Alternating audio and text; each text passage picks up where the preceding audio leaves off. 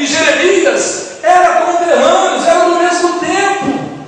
E o Senhor, momentos antes, não foi depois, antes de acontecer a brecha, no capítulo 39 de Jeremias, Ezequiel já estava profetizando lá no outro cativeiro, que era do outro lado do estado, que estava lá fechado. E Deus usou Ezequiel lá do outro lado para falar: vai acontecer uma brecha, porque era antes, 2 anos antes, mas eu não achei ninguém para entrar na brecha. Qual é o tema principal dessa palavra? Nos tempos de hoje, Deus, prestem atenção, Deus procura pessoas para entrar na brecha, que estejam dispostas a entrarem na brecha, que estejam dispostas a dar a sua cara para o Evangelho, que estejam dispostas a ter um compromisso verdadeiro com o Senhor. E eu fui buscar isso para o Novo Testamento, para os tempos de hoje. O que entra na brecha? Hoje entrar na brecha significa eu fazer a obra do Senhor, significa eu entrar de cara na obra do Senhor, tendo convicção de que a obra do Senhor é a obra que vai transformar vidas, em que eu vou ser usado, onde eu vou orar e pessoas vão ser curadas, onde eu vou falar e pessoas vão receber Jesus, e ali vai haver transformação. Isso é entrar na brecha. E não tem um exemplo talvez melhor do que entrar na brecha, do que aquela pessoa que esteja preparada para entrar. Então eu quero pedir para você dar uma cutucada na pessoa que está ao teu lado e falar: esteja preparado para entrar na brecha. E eu queria convidá-los para abrir comigo lá no livro de Atos dos Apóstolos, capítulo 6. E vou dar o exemplo desses homens que foram chamados para entrar na brecha. E quais as características de uma pessoa chamada para entrar na brecha, na obra do Senhor? Ela tem que estar preparada, mas o Senhor aqui deixou bem claro que existia uma organização. Capítulo 6 do livro de Atos dos Apóstolos. Antes de falar do capítulo 6 aqui, eu vou explicar o contexto agora, lá no Novo Testamento. Já tinham passado os 400 anos, o povo de Deus já tinha passado 70 anos no cativeiro aqui, porque Jesus já tinha vindo. Até algumas histórias interessantes lá na época do cativeiro, que o Senhor levantou Ageu, o Senhor levantou homens de Deus para a reconstrução do templo, mas já tinha passado aquilo lá. E Jesus já tinha vindo, Jesus já tinha morrido, ressuscitado, já tinha acontecido o dia do Pentecostes.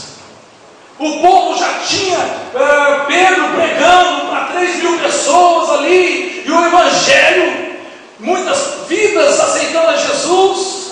E chegou no momento que a obra começou a crescer, e os gentios, os gregos, o povo começou a vir para a igreja, começou a aceitar Jesus, e começou a ficar muito grande o movimento.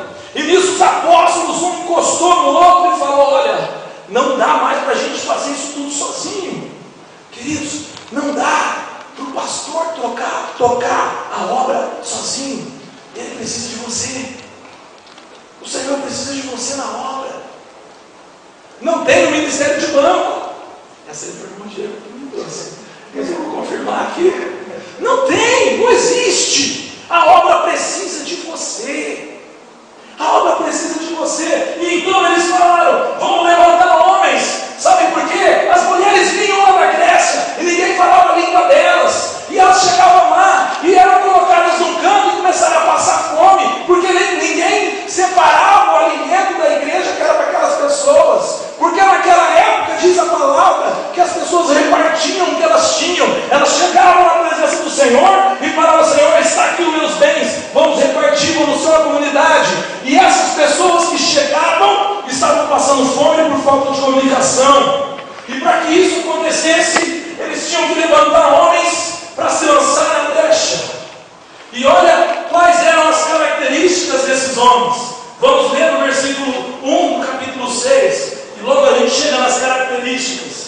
Diz assim, capítulo 6: naqueles dias, crescendo o número de discípulos, houve murmuração contra os hebreus, porque suas viúvas eram desprezadas na distribuição diária do alimento.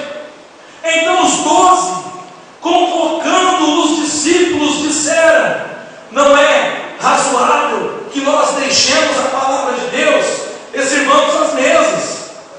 Escolhei, irmãos, dentre vós 7 homens. E olha a primeira característica dos 7 homens. 7 homens. Característica 1, de boa reputação. Característica 2, cheios do Espírito Santo. Característica 3, e de sabedoria. Aos quais continuamos sobre este importante negócio. Glória a Deus. O que tem a ligação sobre a reputação? Porque você fala: eu também quero ter essa característica eu tenho. Vamos analisar cada uma dessas características. A reputação está ligada àquilo que acontece aqui na terra. E aí você pode falar: mas eu vim do mundo, as pessoas me conhecem lá fora. Mas o Senhor, Ele pode mudar a tua reputação. Fala para a pessoa que está do teu lado com fé: o Senhor pode mudar a tua reputação. Eu não sei qual é, para melhor, é claro, para melhor. Meu Deus, mas eu fiz aquilo errado no passado. O inimigo vai querer mostrar os meus erros. O que diz na palavra no livro de Colossenses, capítulo 2, versículo 17: quando você cai no batismo, o Senhor Ele pega você no mundo espiritual, chega para os principados e potestades e fala: agora é Abel, vocês não têm mais poder sobre ele. Então o inimigo não tem mais poder para te acusar. Quem vai levantar uma acusação contra você? Então o Senhor, Ele muda a tua reputação. Nós estamos em 3 aqui. Nós temos 3. O irmão Divaldo era locutor de rodeio. O irmão Carlos também me converteu há pouco tempo. Eu era do mundo, cresci sem religião. O Senhor mudou minha reputação. As pessoas que me viam antes falavam: mas você bebia até cair, o que aconteceu? Eu não preciso nem responder. O testemunho de Deus fala por mim. Você não precisa ficar falando tanto. O testemunho do Senhor vai falar por você. O Senhor muda a reputação da pessoa que busca e converte o coração verdadeiramente, sinceramente. Aleluia. O mundo precisa ver a minha conversão. Então, se eu recebi Jesus como Senhor e Salvador, eu preciso mostrar para o mundo a minha conversão. Mas não é mostrar como se fosse pegar uma roupa e falar: agora eu sou crente. Não é isso, é as minhas atitudes. Porque a palavra de Deus, ela vai estar escrita na minha testa. Não preciso ficar pegando a palavra para mostrar para as pessoas. Eu vou fazer essas pessoas fugirem de mim. Quando me converti, li o livro de Gênesis com meu irmão. Ele falou assim: mas Deus era ruim, hein? Porque eu não tinha discernimento, que nós vamos chegar daqui a pouco na sabedoria. Mas, se a gente fizer isso, a gente vai afastar a pessoa. Seu patrão está lá, não paga imposto, aí você liga para ele e fala: você vai para o inferno. Ele não vai converter. O Senhor nos chama para uma conversão genuína e verdadeira no amor de Cristo. Então é isso que Ele nos chama. O mundo precisa ter a nossa conversão. É o primeiro ponto: boa reputação. Segundo ponto: cheio do Espírito Santo. Cheio do Espírito Santo, irmão, dá para a gente buscar várias passagens da palavra.